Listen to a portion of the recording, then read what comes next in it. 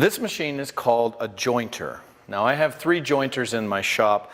This is the one that seems to get used most, so I like to demonstrate on it.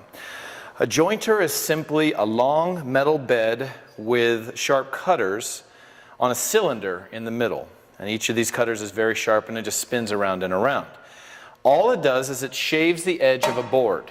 So if I have a board here, I have cut it on the upcut saw. Now I have 2 bad edges. They're not straight, they're not square, they're warped, they're fuzzy. All it does is it shaves it off and makes it perfectly flat. That is all a jointer does. Now a jointer could also run this on the face. It's called planing. But our wood is flat enough that we rarely, if ever, need to do it. So you'll simply put it against the fence and run it across. But some other parts of the machine, the guard, of course, always needs to stay over the blades. If for any reason it stays open, please let me know as soon as you can, because it's just too easy for anybody to put their hand or something else in there and it'll go shooting across the shop. This is called the fence. Now, I have it set to fairly narrow, but if you need to move it back for whatever reason, sometimes we glue up pieces and we have a thick piece, simply loosen this and I can move it back a little bit or move it back forward or whatever you need, and then just locks into place. But you never want to touch these handles here. We want the fence to be exactly perpendicular to the table. If it's tilted in any direction, then I don't have a perpendicular edge. It's not 90 degrees anymore, which is the whole goal of what we're doing. This is called the front or infeed table.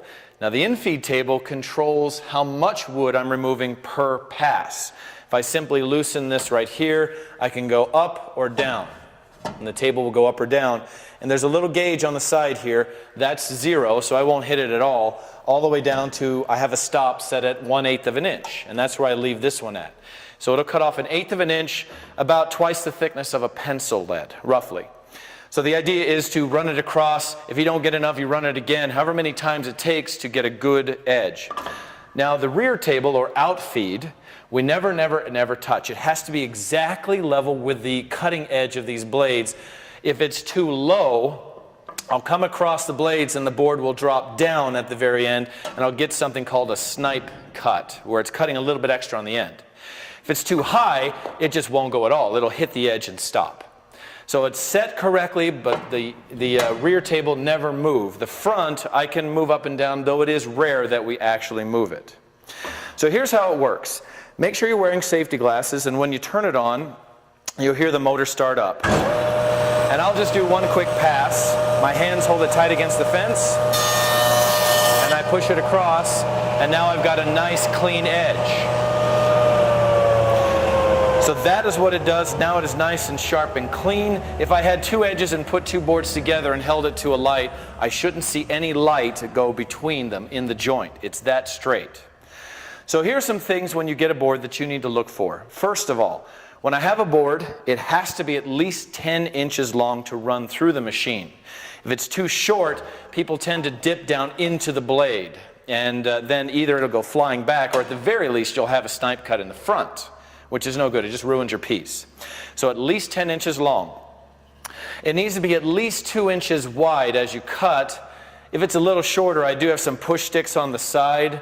If you have a longer piece of wood, then we'll grab a longer push stick and we can put it on top like this. It'll hook on and you can push.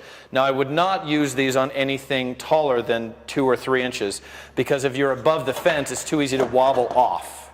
If you're below the fence, that's acting as a good support for your push stick. So if you need them, there's a couple different sizes right here behind. In our case, the board is plenty tall. I can do it without any kind of a push stick. So we have our correct length and the width is good. We always want to joint the best edge. So which edge is best? This one is pretty obvious. I have this knot on the edge that I don't like. Hitting a knot with the jointer is kind of unpredictable. A knot is a really solid, hard chunk of wood inside. It's where a branch comes off. When you hit it, if it's loose, I have seen knots explode and pieces go flying all over the place. And you're the one that's standing here, so you could get injured. So avoid knots, especially on a jointer. So in this case, I have a good edge, and that's why I jointed that edge.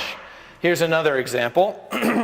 This piece doesn't have a knot. I don't see knots on either side, but it does have this rough edge. Now, I could run it across the jointer over and over and over again until I shave it down to here, Or I simply joint this edge, the best edge, and then cut so this gets cut off. So a lot of people will say, well, why don't we joint the worst edge? Don't I want to make it a good edge?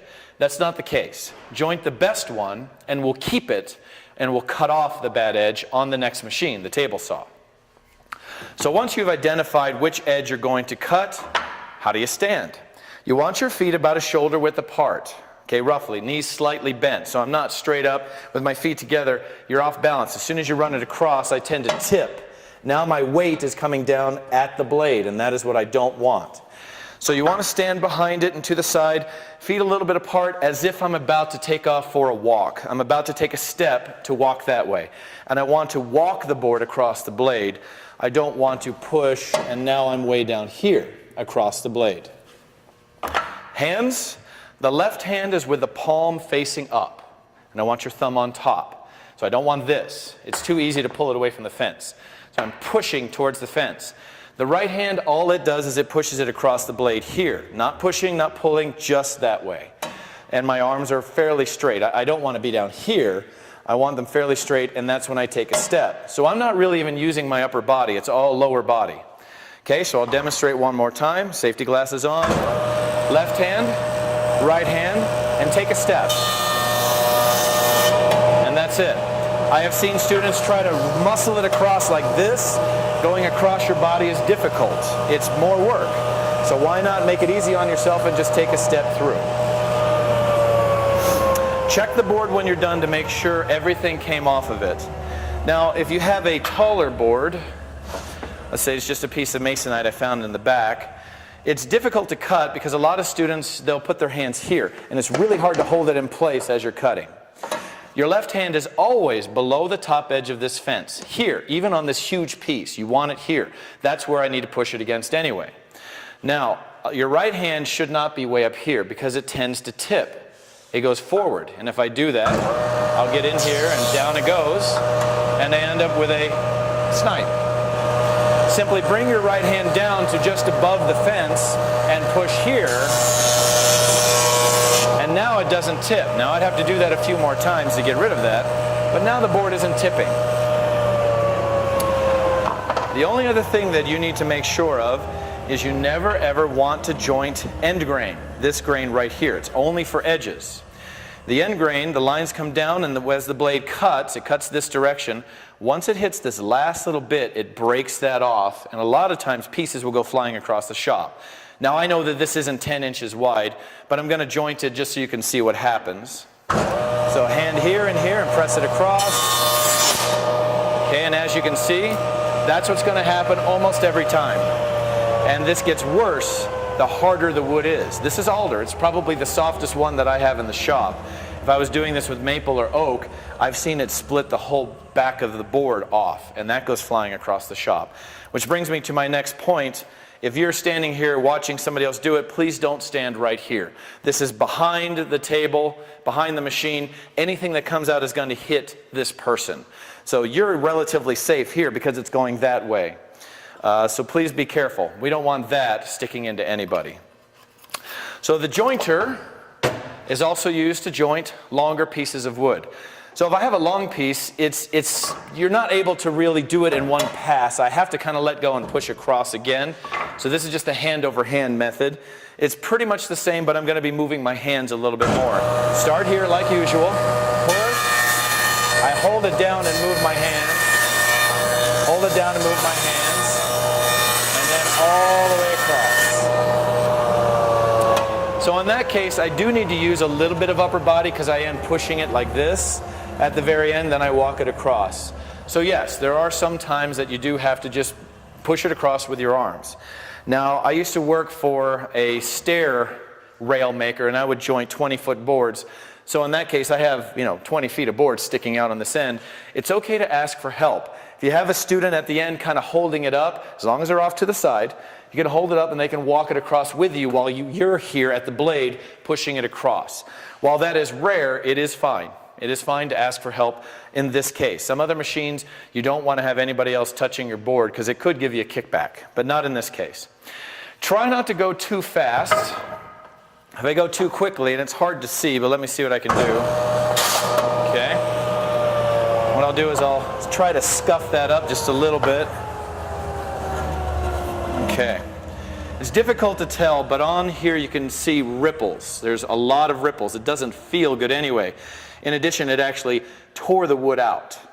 So we want it to slice the wood. We don't want it to grab the wood and rip it off of there. So make sure that you take your time. Going slow on this does not give you a burn. A lot of other machines it will, but not this one. Now, there is too slow, of course, and the worst that'll happen is the student behind you waiting is going, come on, let's get done. But for the most part, going too slow is better than going too fast on this machine. So the jointer, find the best edge, joint the edge, nice and slow. You get a good edge, do the rest of your boards, then please clear off your sawdust and any board sitting around, and then we'll move on to the next step, which is the table saw.